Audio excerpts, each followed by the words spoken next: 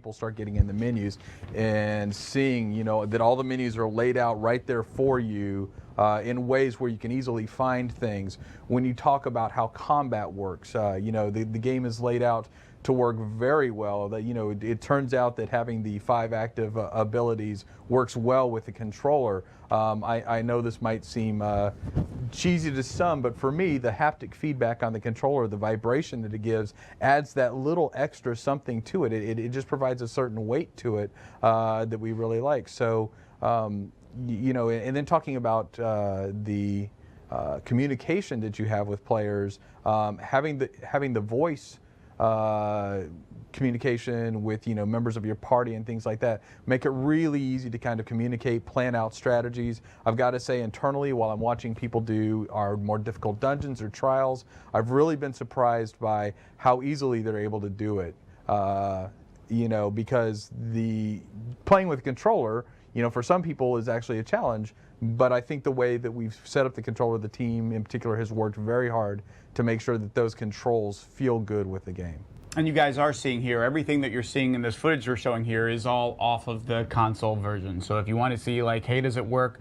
How does the UI look? Paul, I think you touched on it. The biggest difference for me when I started playing it was how streamlined it is. That it is a very big shift from going from a PC product to a console product, and sort of unifying all of that stuff in a much easier menu interface where you're scrolling up and down, using your thumbstick to find, which part of your inventory you want to access, or using those special abilities. As you can see here, it is a sort of cleaner, simpler thing in some respects, because it has to be. Just like with the, you don't have a keyboard to chat with. Right. You've got to use voice. So it does sort of streamline and simplify in a lot of respects, because you don't have the luxury of saying, well, we can use any of these blah, blah, blah keys on the keyboard. You got to simplify it down and make sure that it's easy to navigate and easy to use. And I certainly have found that to be the case. Absolutely. And I think it's, as you're watching the video here, I think it's really important to point out that we really haven't sacrificed any of the graphical fidelity of the game to get the console versions done. It still looks fantastic. So you'll see it's just as smooth, and you die just as smoothly. That was you, Paul, right? Playing. It was not. But you'll see the game still looks fantastic. It feels great on console. Just playing with the controller is very smooth. The UI has been completely redone from the ground up, as you saw in some of those clips. The menu system is all in one place. All the options are there. It's very clean. It's very intuitive. And here you can see the new dialogue system that's just been upsized a little, so you can see it from the living room across the living room. It's I think a lot of people gloss over that. It's one of the most important things is making sure that when you're in your natural habitat, sitting on your couch and your TV's not as close to you as your monitor is, that we've had to do things like increase the font size, increase these menus to make it really readable, which seems like small things, but it's really made it pop more as the UI goes. You're seeing here, good to know, this is not necessarily a console thing, but you're seeing some of the tutorial rework that we've done.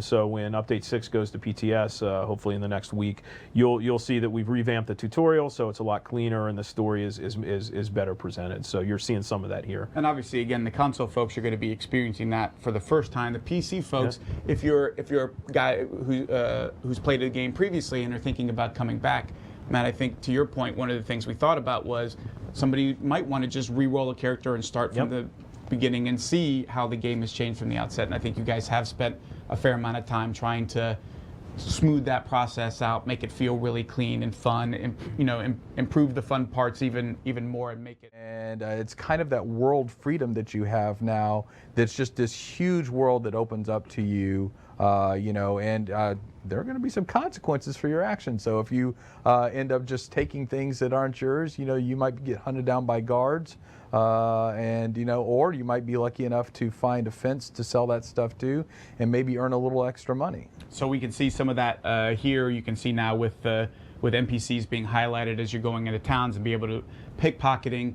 Again, folks who played Skyrim, it was one of the fun things about Skyrim. I was sort of testing the boundaries and figuring out what can I do, what can I get away with, what kind of character do I want to play? Am I a good guy? Am I a bad guy? Am I pilfering, stealing, trying to get away with killing random person in town and then running laughing out of town?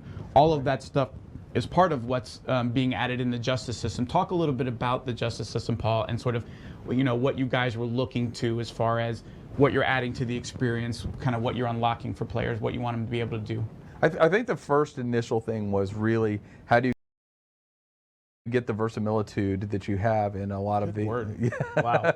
a lot of Where's my the dictionary? Elder Scrolls games with the ability to just kind of interact into the environment and see how NPCs are going to react to you. And you know, certainly with the justice system, that was one of the quickest things that we were able to look at and say, this is something that's important. I want to be able to steal items. It's, you know, sometimes it's the quickest way to earn money in the game right now is to be able to go in and steal these items. But there's always going to be the consequences with these guards who are coming after you. That, you know, I mean, if the guards, you know, catch up to you, provided you haven't done anything which makes you kill on sight, they'll offer you the, you know, what we call accosting here and allow you to pay your bounty. Now, however, if you just refuse that, then that guard will come directly after you, and you're going to have trouble getting away from that guard. Right? And it's interesting, you know, we talked about this, I think, at QuakeCon.